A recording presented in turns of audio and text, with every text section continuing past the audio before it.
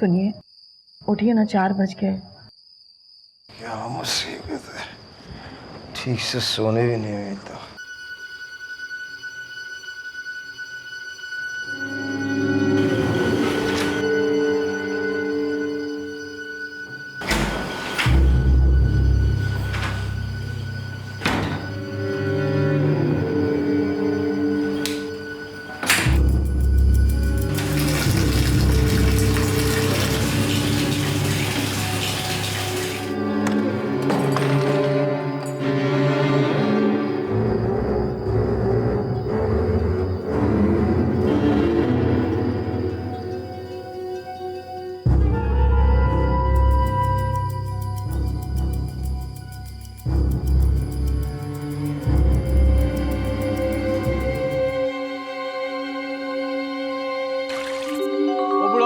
अरे सुनना बुढ़ाऊ, अगर नहीं देखेगा तो रोज कचरा साफ करना पड़ेगा।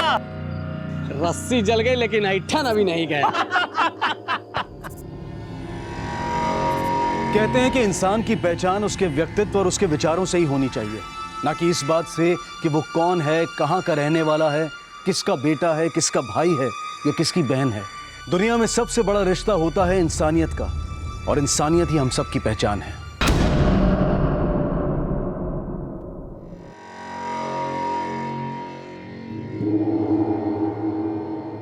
सुनिए, ये लीजिए टिफिन। आप कुछ करते क्यों नहीं? आखिर कब तक ऐसा चलता रहेगा? हम चाहे कुछ भी कर लें, हमारी किस्मत बदलने वाली नहीं है। कहाँ जा रहे हो सुमेधा? इससे कहीं बाहर मत जाने दो। लेकिन पापा। लेकिन कुछ नहीं, हम जो कह रहे हैं वो सुनो। रोज कोई ना कोई तमाशा होता है, कोई नया झमेला नहीं चाहते। मम्मी, पापा को समझाओ ना, हम कब तक लोगों से डर कर ऐसे घर में कैद होकर रहेंगे? तेरे पापा ने हमसे ज्यादा दुनिया देखी है। जो तेरे पापा बोलेंगे वही इस घर में होगा। हे भगवान, टिफिन।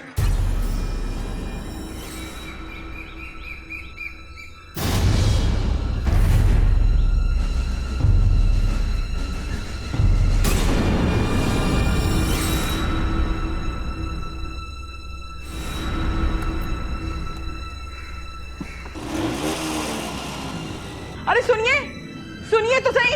अरे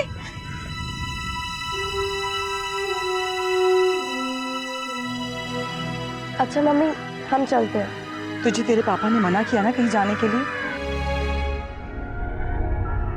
सुमेधा, सुमेधा।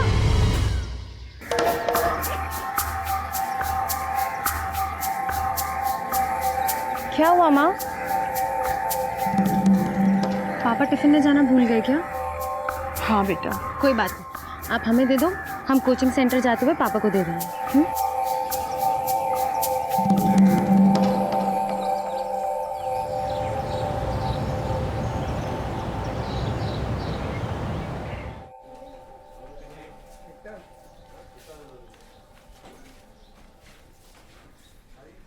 अरे तुम यहाँ क्यों आई? पापा टिफिन ले जाना भूल गए थे, वही देने आई। तो हमें फोन करके बाहर बुला लेती। अब तो हम आ गए ना, आप खाना टाइम पे खा लेना, हम चलते हैं।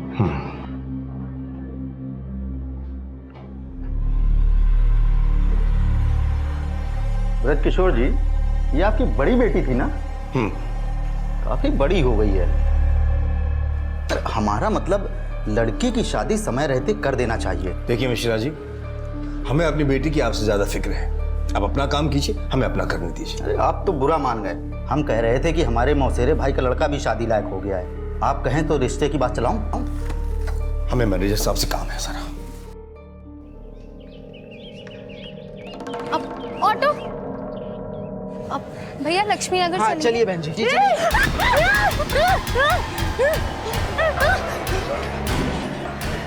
चलो, ये पागल लड़की सिग्नल पे भीख मांगती रहती है बस।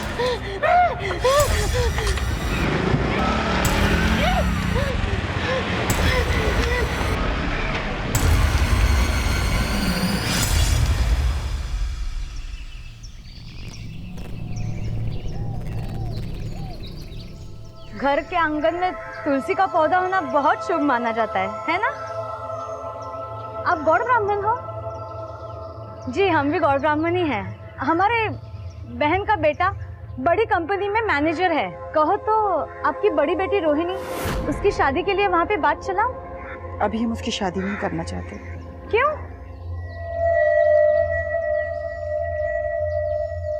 इस क्यों का जवाब तो इस पूरे मोहल्ले को नहीं मिला आज तक। तुम इस मोहल्ले में नहीं हो ना, इसलिए तुम्हें नहीं पता। कहीं इनकी लड़कियों में खोट वोट तो नहीं है? हाँ, खोट ही होगा, तभी तो इनकी दोनों बेटियां बैठी हुई हैं अभी तक। हमारे समाज में शादी को बहुत अहम माना जाता है और जब एक उम्र के बाद किसी लड़की की शादी नहीं होती तो संकुचित मानसिकता के लोग इसके अलग मतलब निकालने लगते हैं। ब्रिज किशोर का परिवार भी लोगों की ऐसी ही छींटाकशी झेल रहा था क्योंकि परिवार की दोनों बेटियों रोहिणी और सुमेधा की अब तक शादी नहीं हुई थी। माता पिता दोनों बेटियों के लिए आए कई रिश्ते ठुकरा चुके थे। इसकी वजह तो फिलहाल साफ नहीं थी, लेकिन यह साफ था कि ब्रिज किशोर का परिवार रोजाना कई ज्यादतियां सह रहा था, पर इसके बावजूद वो गलत के खिलाफ आवाज उठाने से परहेज कर रहे थे। कहते हैं कि गलत करना तो बुरा होता ही है, लेकिन गलत सहकर खामोश रहना नई मुसीबतों को न्योता देने जैसा होता है।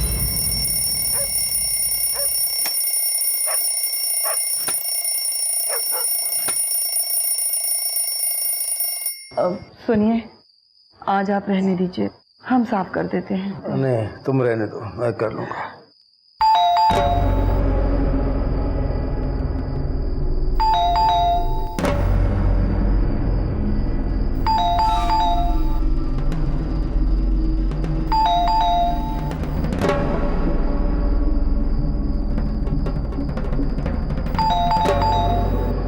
कौन है? पुलिस, दरवाजा खोलिए। पुलिस? अभी?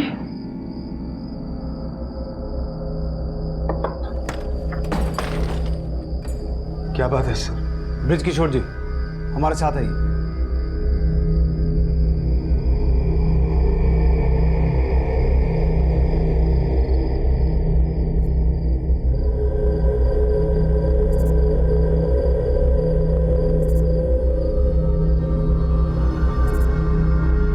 आपके पड़ोसियों ने हमें फोन किया था कि आपके घर के पास से कुत्तों के भौंकने की आवाजें आ रही है। जब यहाँ आके देखा तो कुत्ते ये गड्ढा खोद रहे थे और गड्ढे में से इस बच्चे की लाश मिली।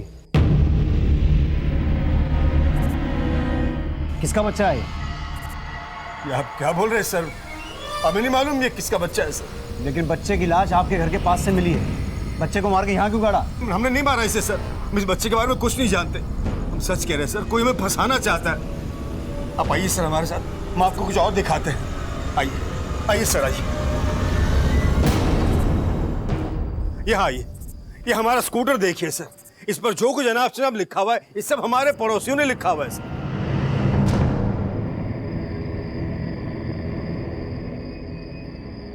इसी तरह हमें सताते रहते हैं। और आपने कचरा देखा होगा ना, आइए सर, यहाँ आइए, ये देखिए कितना कचरा है सर, ये देखिए सर, रोज कोई हमारे घर के बाहर ये कचरा फेंक कर जाता है। हम आपसे कह रहे हैं सर, कोई हमें फंसाना चाहता है। लेकिन आप किसकी बात कर रहे हैं? कोई नाम तो बताइए, कौन है जो आपको फंसाना चाहता है? सर एक हो तो बताएं, यहाँ तो सभी लोग हमसे चिढ़ते हैं। देखिए, अगर आप लोग कुछ छुपा रहे हैं तो बता दीजिए, वरना आगे जाकर आप लोगों की मुश्किलें बहुत बढ़ जाएंगी। नहीं सर, हम आपसे कुछ नहीं छिपा रहे। ठीक है, तो जब तक इन्वेस्टिगेशन पूरा नहीं होता आप लोग शहर छोड़कर नहीं जाएंगे। बच्चे की बॉडी को पोस्टमार्टम के लिए भिजवाओ और फॉरेंसिक टीम से कहना कि बच्चे की बॉडी पे जो मिट्टी है उसका सॉइल टेस्ट करवाएं। उससे ये चीज़ क्लियर हो जाएगी कि बच्चे की बॉडी को कहीं और से लाकर यहाँ गाड़ा गया या फिर यही मार के दफनाया गया। और सुबह होते ही इनके बाकी पड़ोसियों से पूछताछ करते हैं, देखते हैं पड़ोसी इस परिवार के बारे में क्या कहते हैं। सर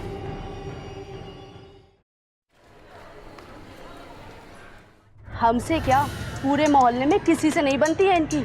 बड़े अकड़ू लोग हैं, सीधे मुंह बात ही नहीं करते किसी से। इनके घर के पास जिस बच्चे की लाश मिली वो बच्चा किसका हो सकता है? उस बच्चे के बारे में तो हमें नहीं पता, लेकिन उनकी जो लड़कियां हैं जिनकी वो शादी ही नहीं करते। क्यों? होगा कुछ उनका चक्कर वक्कर। तो आपके कहने का मतलब है कि जिस बच्चे की लाश मिली वो उन दो बेटियों में से किसी का हो सकता है? नहीं नहीं सर, इनकी बेटियां पेट से नहीं हो सकती। अगर पेट से होती तो छिपाते कैसे ये? सर, ब्रिज किशोर के घर के पास जिस बच्चे की लाश मिली वो 1 से 2 महीने का होगा। अगर ये बच्चा अनवांटेड था तो मामला 8-10 महीने पुराना रहा होगा। ब्रिजकिशोर के पड़ोसियों का कहना है कि ये फैमिली अपनी दोनों बेटियों की शादी करवाने में इंटरेस्टेड नहीं रही। अगर इस बच्चे का डीएनए इन दोनों लड़कियों से मैच करवा के देखा जाए तो? नहीं सिन्हा, जब तक कोई स्ट्रॉन्ग एविडेंस ना हो कोर्ट भी उन लड़कियों का डीएनए टेस्ट करवाने की परमिशन नहीं देगा, क्योंकि ऐसे केसेस में लड़कियां अगर इनोसेंट भी हों तो भी सोशली एक्यूज समझी जाती हैं, जो कि एथिकली करेक्ट नहीं है। फिलहाल तुम इस फैमिली पर नजर रखो, उनसे जुड़ी हर इन्फॉर्मेशन निकालो, देखो शायद कोई क्लू मिले। और ये भी पता करना है कि इस मोहल्ले में कोई ऐसा है क्या जो इस फैमिली को बदनाम करने के लिए ऐसा कोई कांड करे। तब तक मैं ब्रिजकिशोर के ऑफिस होके आता हूँ। सर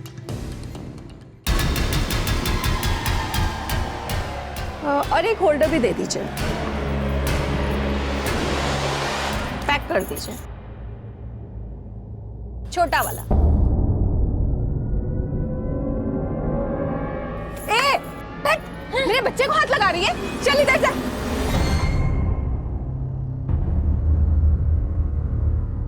सुनिए, भगवान पे भरोसा रखिए।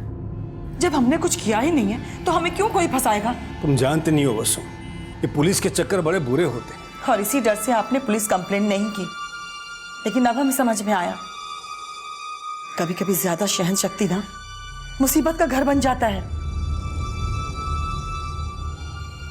पता नहीं भगवान हमसे कौन से जन्म का बदला ले रहा है।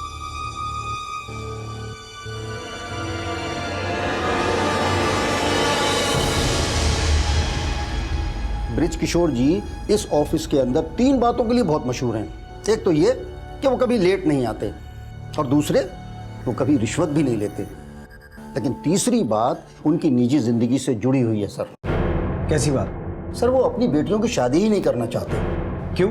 सर हर किसी को अलग अलग रीजन बताते हैं। किसी से कहते हैं कि भाई बेटियों को खूब पढ़ाना है, उन्हें काबिल बनाना है, तो किसी से कहते हैं कि भाई मेरी बेटियों के मुकाबले कोई लड़का पैदा हुआ है। भला ये भी कोई बात हुई?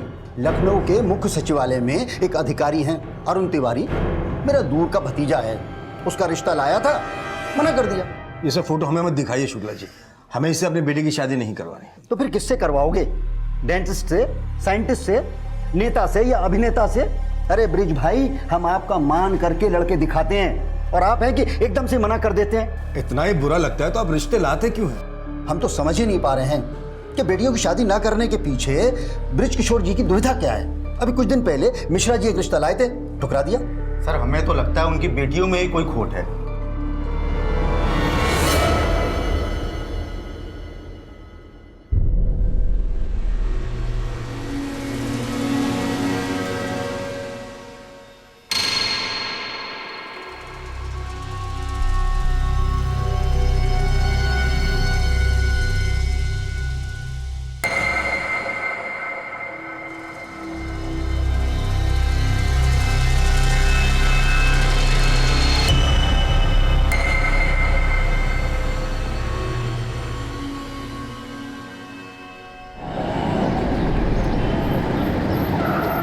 सर ब्रिजकिशोर के अड़ोस पड़ोस वालों को तो मैं नहीं जानता, लेकिन मोहल्ले के कुछ लड़के हैं, उनकी बेटियों को अक्सर परेशान करते रहते हैं।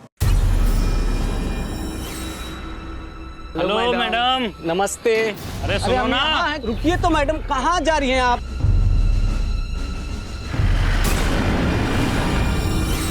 अरे मोहब्बत ना सही तो मुकदमा ही कर दे, तारीख दर तारीख मुलाकात तो होती है। वाह वाह वाह पिंटू भाई, तुम सबसे तारीख दिलवा। तुम में से कौन ब्रिजकिशोर की बेटियों के साथ छेड़छाड़ करता है?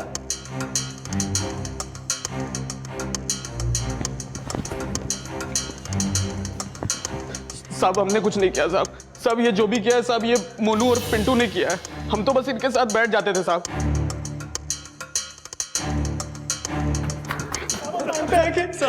ब्रिज जी के घर के आगे कचरा हम फेंकते हैं साहब, लेकिन उनके घर में कोई बच्चा नहीं गाड़ा हमने साहब। सिन्हा, रोको साहब। हमने कोई बच्चा नहीं गाड़ा साहब, हमारा यकीन कीजिए सर। तुमने नहीं गाड़ा तो किसने गाड़ा? सर वो हमें नहीं पता, हम तो सिर्फ उस रात भी कचरा ही फेंकने गए थे।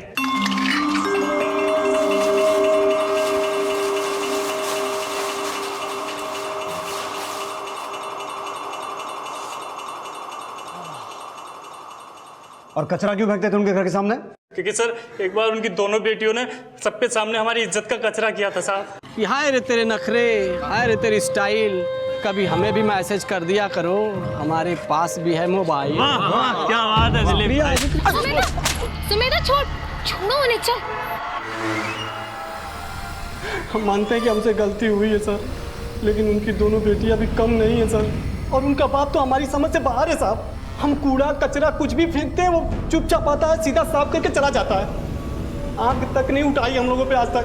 लेकिन दोनों बेटियां आफत हैं उसकी, कि दोनों के बॉयफ्रेंड है साहब। और साहब वो छोटी वाली सुमेधा, वो तो कुछ ज़्यादा ही अय्यास है साहब। उसका एक बॉयफ्रेंड था आदित्य। आदित्य एक दिन अपने बाप को लेकर के रिश्ते के लिए आया, लेकिन खुद सुमेधा के कहने पर उसके बाप ने रिश्ता ठुकरा दिया साहब, क्योंकि उसका दूसरा अफेयर शुरू हो गया था साहब। और ये सब बातें तुम्हें कैसे पता है? साहब छोटा सा मोहल्ला है अपना साहब, बात पता चली जाती है साहब। सर हमने कुछ नहीं किया सर। सर इन दोनों का भी वही कहना है जो ब्रिज किशोर के दूसरे पड़ोसियों का कहना है। सर कहीं ऐसा तो नहीं कि ब्रिज किशोर अपने दोनों बेटियों की शादी इस कारण नहीं करवा पा रहा हो क्योंकि दोनों बेटियां खुद ही शादी नहीं करना चाहती?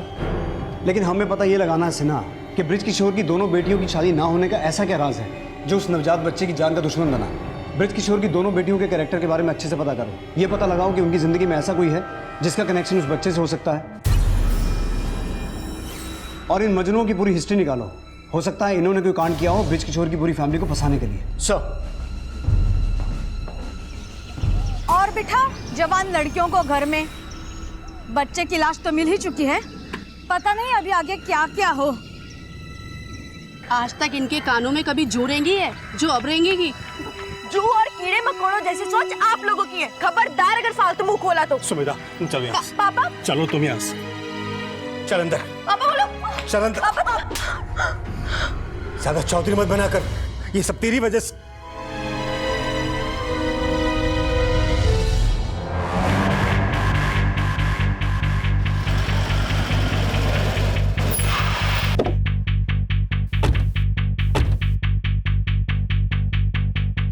हमें पता चला कि तुम और ब्रिज किशोर जी की छोटी बेटी सुमेधा काफी अच्छे दोस्त थे।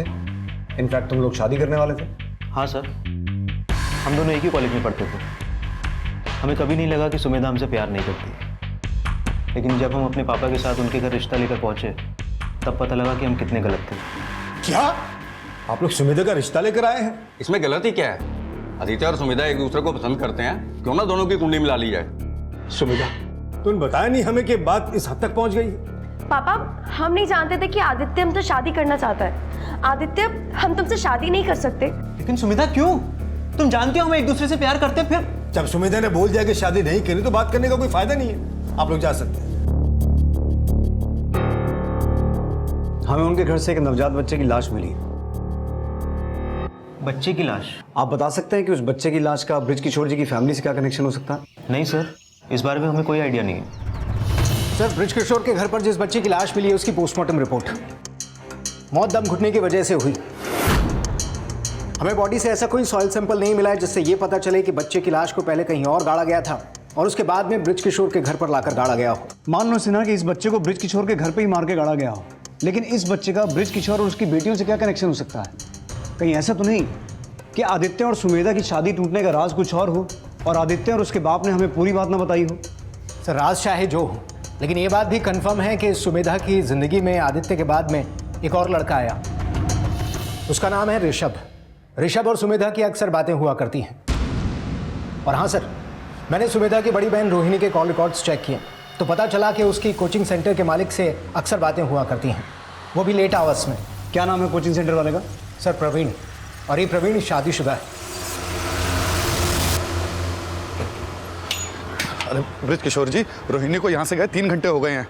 हम खुद उसका कब से फोन ट्राई कर रहे हैं लेकिन वो फोन ही नहीं उठा रही है। अरे प्रवीण, फोन तो वो हमारा भी नहीं उठा रही है। आप टेंशन मत लीजिए, हम पता करते हैं कि वो इस वक्त कहाँ हो सकती है।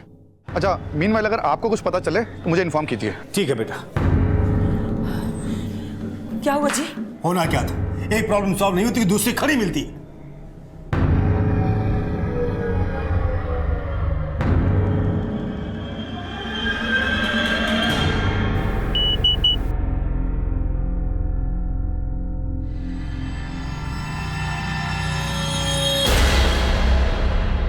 ये रोहिणी फोन क्यों नहीं उठा रही? कम से कम बता तो दे कि जिंदा है या मर गई। शुभ शुभ बोलिए ना। हमारी जिंदगी में कभी कुछ शुभ हुआ है क्या? इससे अच्छा तो हम बेऔलाद रहते हैं।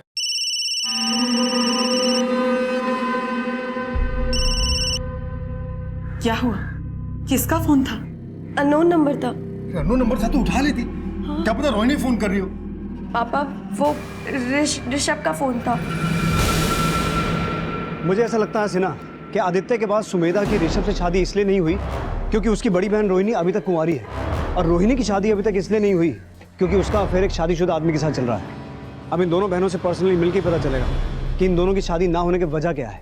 ब्रिज किशोर के आंगन में एक नवजात बच्चे की लाश का मिलना क्या वाकई किसी की साजिश थी, या फिर ब्रिज किशोर का परिवार कुछ छिपा रहा था? पुलिस फिलहाल किसी के खिलाफ कोई सबूत तो नहीं जुटा पाई थी, लेकिन ब्रिज किशोर की दोनों बेटियों रोहिणी और सुमेधा का चरित्र शक के दायरे में था, और इसी बीच रोहिणी का लापता हो जाना पुलिस के शक को और भी पुख्ता करने वाला था। हमारी रोहिणी की हर फ्रेंड से बात हुई, वो किसी के पास नहीं गई। लगता है हमारी रोहिणी आ गई। हमें सुमेधा और रोहिणी से कुछ बात करनी है। सर लेकिन रोहिणी तो घर पे नहीं है। हम सब खुद उसका वेट कर रहे हैं। सर, रोहिणी की लास्ट क्लास ठीक 3 बजे खत्म हो जाती है, और वो आज भी दिन के 3 बजे हमारे कोचिंग सेंटर से चली गई थी। सर हम कई घंटों से रोहिणी का फोन ट्राई कर रहे हैं सर। रिंग तो जा रही है लेकिन वो फोन ही नहीं उठा रही।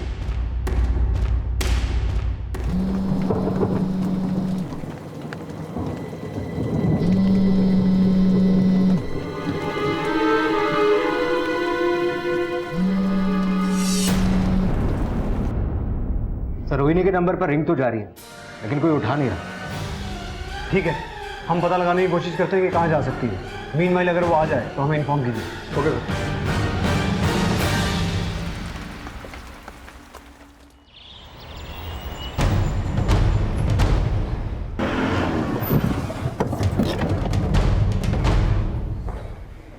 सर रोहिणी का फोन कल शाम 5 बजे से लेकर सुबह 4 बजे तक गौतम नगर में एक्टिव था, लेकिन अभी उसका फोन बंद आ रहा है। इसका मतलब है रोहिणी का फोन 11 घंटे तक गौतम नगर में एक्टिव था। सिन्हा, रोहिणी के घर वालों से पता करो गौतम नगर में ऐसा कौन है जहां रोहिणी जा सकती है, और अपनी एक टीम लेकर रोहिणी की तलाश में गौतम नगर जाओ। सर रोहिणी की तलाश में जल्द ही ये सामने आने वाला था कि अब रोहिणी की हत्या हो चुकी थी, लेकिन रोहिणी की हत्या किसने और क्यों की, इन सवालों के उठने से पहले पुलिस को पता चला था कि रोहिणी आखिरी बार एक हॉस्पिटल में जाते हुए देखी गई थी।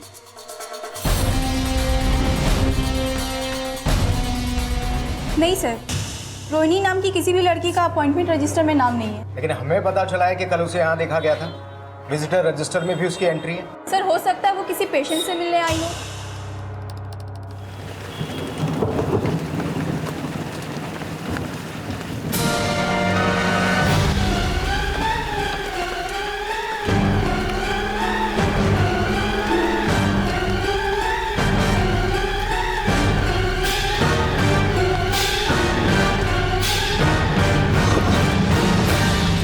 क्या हुआ? हाँ क्या हो गया पापा? क्या हो गया आपको? पापा क्या हुआ? कुछ बोलते क्यों नहीं? क्या पापा?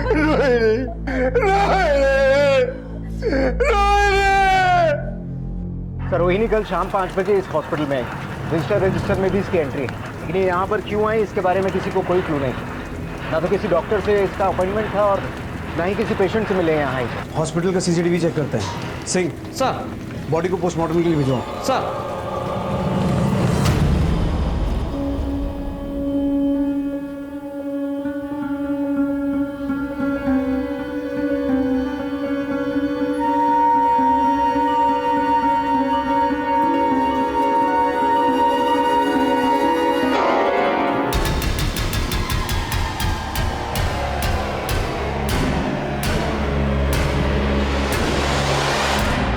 ऐसा लग रहा है रोहिणी यहाँ किसी के आने का वेट कर रही थी और इस लड़की से डरकर यहाँ से भागी। लेकिन ये लड़की है कौन? सर ये लड़की तो है और कल ये बच्चा चोरी करने की कोशिश भी कर रही थी, और इसी में इसका एक्सीडेंट हो गया और सर पे चोट आ गई, तो कुछ लोग इसे यहाँ हॉस्पिटल में लेके आए थे।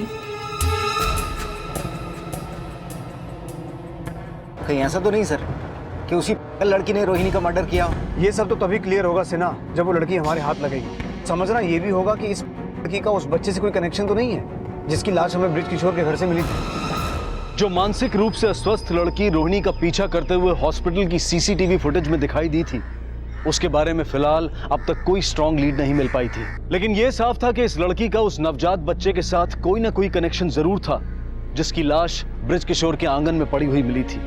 और इसी का पता लगाने के लिए पुलिस एक बार फिर से रोहिणी के परिवार वालों से मिली? नहीं सर, हम इस लड़की को नहीं जानते। लेकिन रोहिणी जिस तरह से इस लड़की को देख के भागी, उससे हमें ऐसा लगता है कि रोहिणी इसे जरूर जानती होगी। जरा ध्यान से देखिए, शायद आप इसे जानते हो। हमने कहा ना सर, हम नहीं जानते इस लड़की को। आप लोग, आप पहचानते हैं इसे? चलिए मान लिया कि आप लोग इस लड़की को नहीं जानते, लेकिन इतना तो जानते होंगे कि रोहिणी हॉस्पिटल क्यों गई थी? उसे कुछ प्रॉब्लम थी? उसे क्या प्रॉब्लम होगी सर? रोहिणी बिल्कुल स्वस्थ थी। स्वस्थ थी तो हॉस्पिटल क्यों गई? हमें ऐसा लगता है कि आप लोग हमसे कुछ छुपा रहे हैं। हो सकता है ऐसी कोई बात हो जो रोहिणी ने अपने माँ बाप से ना कही हो,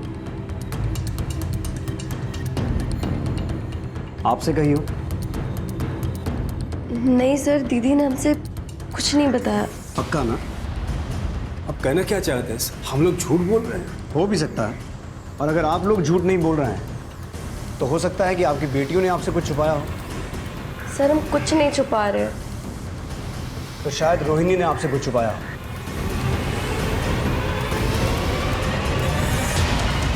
खैर, जो कुछ भी छुपाया सामने तो आ ही जाएगा।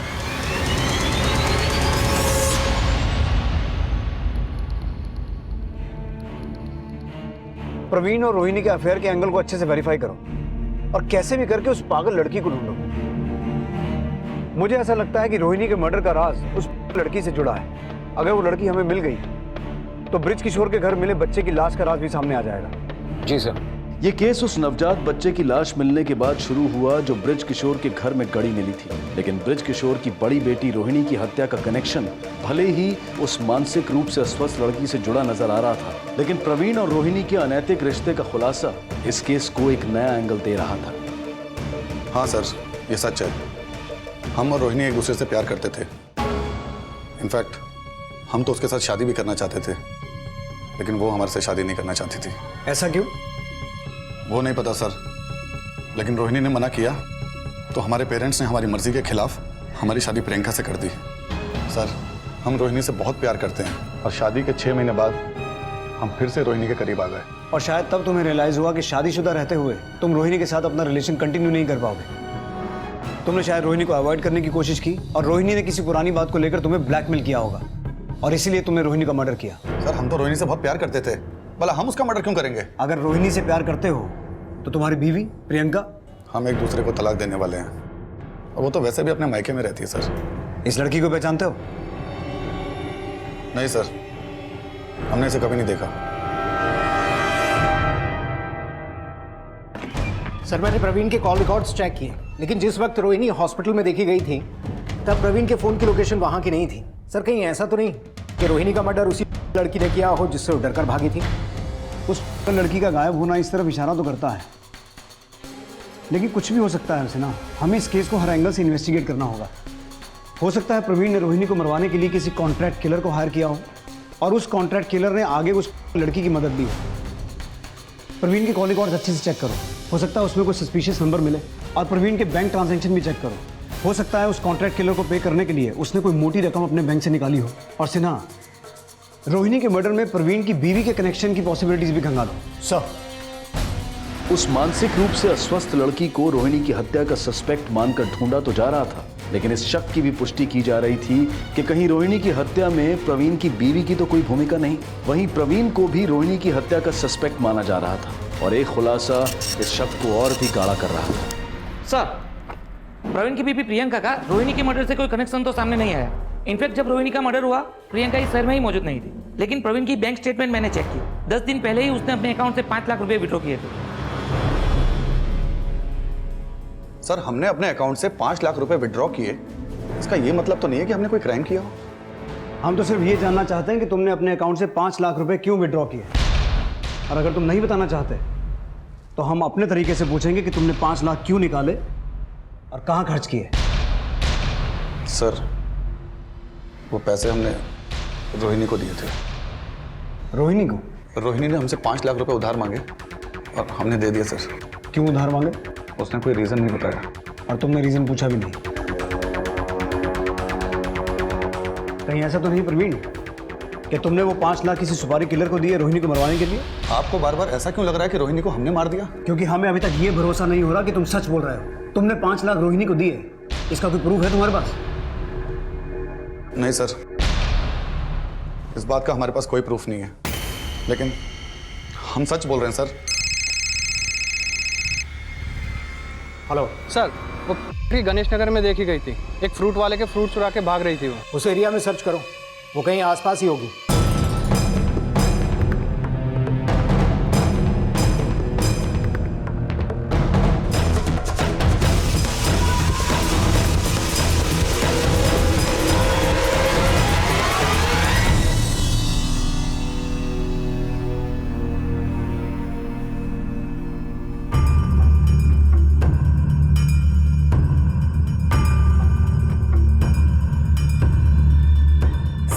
मान रही है कि उसने रोहिणी का पीछा किया था, पर सर उसका ये भी कहना है कि उसने रोहिणी का मर्डर नहीं किया। मुझे ऐसा लगता है सर कि उसने किसी को रोहिणी का मर्डर करते हुए देखा है। ये भी तो हो सकता है कि झूठ बोल रही हो सकता है रोहिणी का मर्डर इसी ने किया और यहाँ डर के ये जता रही है कि रोहिणी को किसी और ने मारा। अच्छा, उसने आपको ये बताया कि उसने रोहिणी का पीछा किया क्यों था? सर अभी ये साफ साफ बता पाना मुश्किल है, लेकिन वो ये कह रही है कि उसका एक बच्चा था जिसे रोहिणी चुरा कर भाग रही थी। बस ये बताते हुए रोने लगी। आपको क्या लगता है ये सच बोल रही है? हाँ सर, लगता तो ऐसा ही है। तो आप उससे ये जानने की कोशिश कीजिए कि अगर रोहिणी को इसने नहीं मारा तो फिर किसने मारा? सर वो अभी इस कंडीशन में नहीं है। सर अगर ये लड़की वाकई में सच बोल रही है तो ब्रिज किशोर के घर पर जिस बच्चे की लाश मिली वो बच्चा इसी का था। सिन्हा, ये लड़की मुश्किल से 17-18 साल की होगी। अगर ये सच बोल रही है तो हमें ये भी पता लगाना होगा कि इसके बच्चे का बाप कौन था और रोहिणी का इसका बच्चा चुराने का मकसद क्या था। इस लड़की का मेडिकल करवाओ और ये पता लगाने की कोशिश करो कि इसने वाकई में किसी बच्चे को जन्म दिया था, और अगर दिया था तो जिस बच्चे की लाश हमें ब्रिज किशोर के घर मिली थी उसका डीएनए इस लड़की के डीएनए से मैच करके देखो।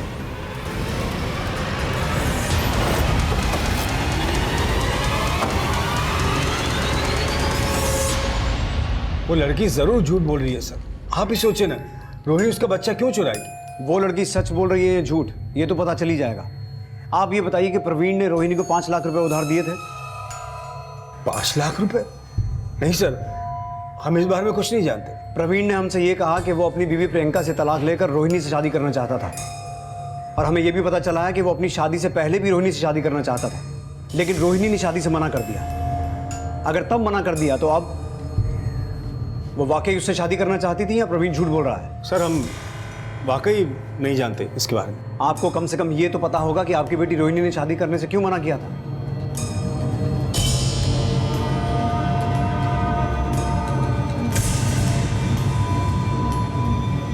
इस केस के बाकी सस्पेक्ट कुछ भी कहें, लेकिन कोई तो ऐसी बात है जो ये परिवार वाले हमसे छुपा रहे हैं। इनके परिवार की पूरी बैकग्राउंड चेक करो। इनकी चुप्पी के पीछे कोई तो बड़ा राज है जिसका सामने आना जरूरी है। ब्रिज किशोर के जिस घर से उस नवजात बच्चे की लाश मिली थी वो घर ब्रिज किशोर ने 7 साल पहले खरीदा था, जिसके बाद ब्रिज किशोर और उनका परिवार वहीं रह रहे थे। लेकिन ब्रिज किशोर और उनके परिवार से जुड़े कुछ ऐसे राज थे जिनका खुलासा तब हुआ जब पुलिस उस घर में पहुंची जहां ब्रिज किशोर इस घर से पहले रहा करते थे।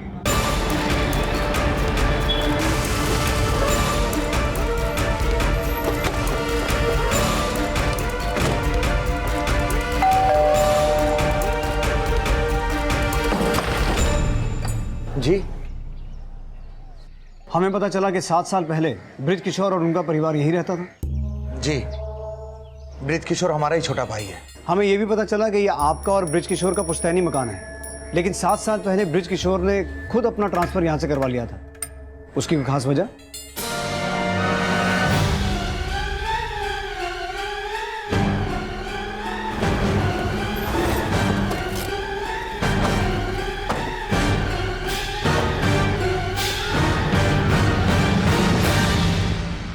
आप सही बोल रहे हैं सर। 7 साल पहले अपने परिवार के साथ यहाँ आकर रहने का यही कारण था। तो आपने ये बात हमसे छुपाई क्यों? हम किस मुंह से बताते सर कि हमारी छोटी बेटी लड़की नहीं किन्नर है।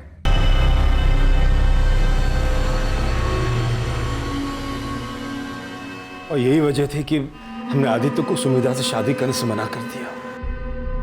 लेकिन रोहिणी, वो तो किन्नर नहीं थी, फिर उसकी शादी क्यों नहीं करवाई आपने? रोहिणी सुमिधा से बहुत प्यार करती थी सर, वो अपना घर बसा के सुमेधा के मन में ये हीन भावना नहीं पैदा करना चाहती थी। क्योंकि वो किन्नर है इसलिए उसका घर नहीं बस सकता। फिर तो रोहिणी अभी भी प्रवीण से शादी करना नहीं चाहती होगी।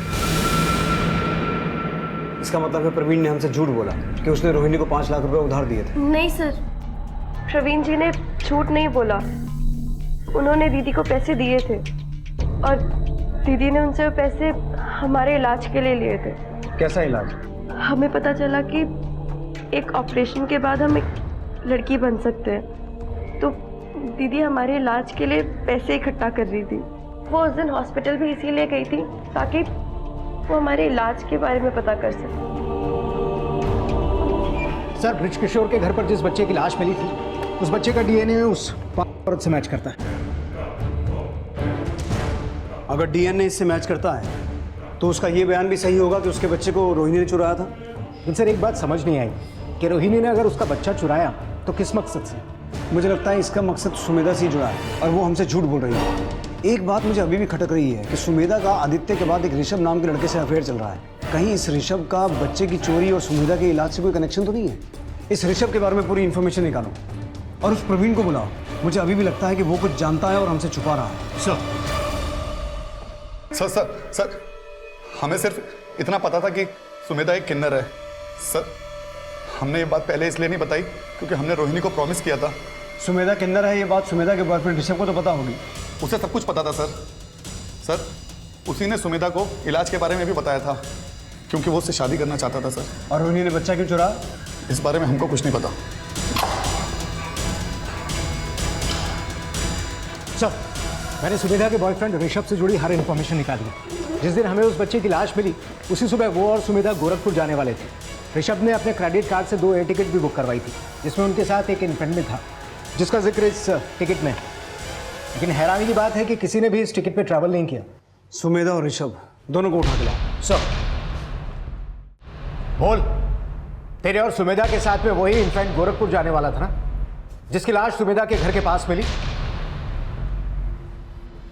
बोलो। हाँ सर, ये सच है। वही बच्चा हमारे साथ गोरखपुर जाने वाला था। तो रोहिणी ने वो बच्चा तुम्हारे लिए चोरी किया था? सर, रोहिणी दीदी ने वो बच्चा चोरी नहीं किया था बल्कि करवाया था। पता था सर। साहब, मैंने रोहिणी को मना किया कि ये काम ठीक नहीं है, लेकिन उसने कहा कि एक बच्चा सुमेधा की जिंदगी बचा सकता है। तो साहब मैं मान गया। मैंने अपने कोचिंग सेंटर में काम करने वाले लड़के को भेजकर बच्चा उठवाया सर। सर, सुमेधा को बच्चा अरेंज करने के लिए हम नहीं कहा था। लेकिन क्यों?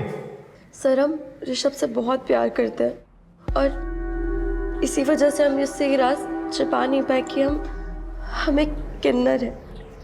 एक बार को तो हम सुमेधा से बहुत गुस्सा हुए और हमने उससे एक हफ्ते तक बात तक नहीं की, लेकिन फिर हमें एहसास हुआ कि हम गलत हैं। हमें उसे हर्ट नहीं करना चाहिए था। फिर सर हमने करेक्शन सर्जरी के बारे में पता किया और सुमेधा को भी बताया। ये बात हमने रोहिणी दीदी को बताई तो वो हमारी खुशी के लिए कुछ भी करने के लिए तैयार थी। हमने सुमेधा से कहा कि हम दोनों गोरखपुर जाएंगे और हमारे पेरेंट्स से कहेंगे कि हम पहले से ही शादीशुदा हैं और हमारा ऑलरेडी एक बच्चा भी है। हम वो बच्चा चुरा कर घर लेकर आ गए। माँ की नजरों से बचाने के चक्कर में हम से संभाल।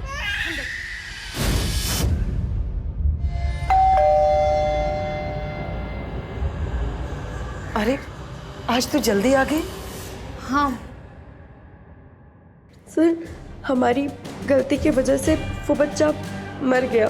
और तुम्हें ये लगा कि वो औरत रोहिणी को कहीं ना कहीं तो ढूंढ ही लेगी और रोहिणी के चक्कर में तुम भी फंस जाओगे, इसलिए तुमने रोहिणी को भी मार दिया। नहीं सर। सर, हमारा रोहिणी दी के मर्डर से कोई लेना देना नहीं है सर। हम सच बोल रहे हैं सर। मैं ये मानता हूं कि मैंने रोहिणी के लिए बच्चा किडनैप करवाया, लेकिन मैंने रोहिणी को नहीं मारा सर। सुमेधा, ऋषभ और प्रवीण के बयान से यह साफ हो चुका था कि उस नवजात बच्चे की हत्या एक ऐसे अपराध का अंजाम था जिसमें रोहिणी की भी भागीदारी थी। लेकिन रोहिणी की हत्या किसने और किस इरादे से की, यह अब भी साफ नहीं हो पाया था। सर, इनमें से कोई नहीं, वो कोई और ही होगा। रोहिणी की हत्या की गुत्थी सुलझाने के लिए पुलिस ने रोहिणी से जुड़े हर शख्स को फिर से खंगालना शुरू किया और फोन लोकेशन के आधार पर यह जानने का प्रयास किया कि रोहिणी की हत्या के वक्त क्राइम सीन पर कौन कौन मौजूद था। और जल्द ही एक ऐसे सस्पेक्ट का नाम सामने आया जिसने पुलिस इन्वेस्टिगेशन को एकदम सही दिशा दे दी।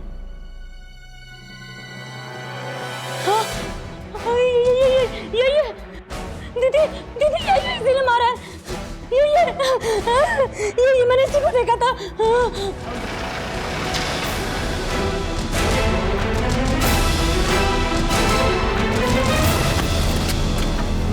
बोल।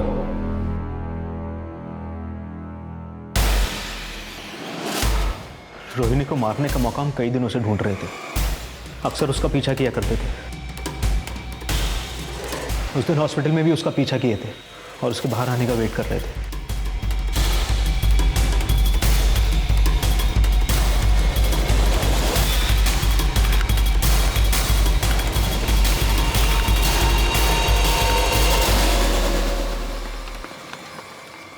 रोहिणी को मारा क्यों? इसलिए क्योंकि उसकी वजह से सुमेधा हमें नहीं मिल पाई सर। वो खुद तो शादी करना नहीं चाहती थी और उसकी वजह से उसके माँ बाप ने सुमेधा की शादी हमसे नहीं होने दी। हमें हमेशा यही लगता था कि हमारे और सुमेधा के ना मिल पाने की वजह सिर्फ रोहिणी ही है और इसलिए हमने उसे मार दिया। तुझे क्या लगता है सुमेधा तुझे प्यार करती थी? हाँ सर, सुमेधा हमसे बहुत प्यार करती थी, लेकिन अपने घर वालों और इस रोहिणी की वजह से उसने हमसे ब्रेकअप किया था। सुमेधा ने तुझसे ब्रेकअप इसलिए किया क्योंकि वो अच्छी तरह से जानती थी कि तू उससे नहीं उसकी खूबसूरती से प्यार करता है। अगर तुझे यह पता होता कि सुमेधा एक लड़की नहीं किन्नर है तो तू उससे शादी करता? नहीं करता, और तू शायद उसका भी मर्डर कर देता।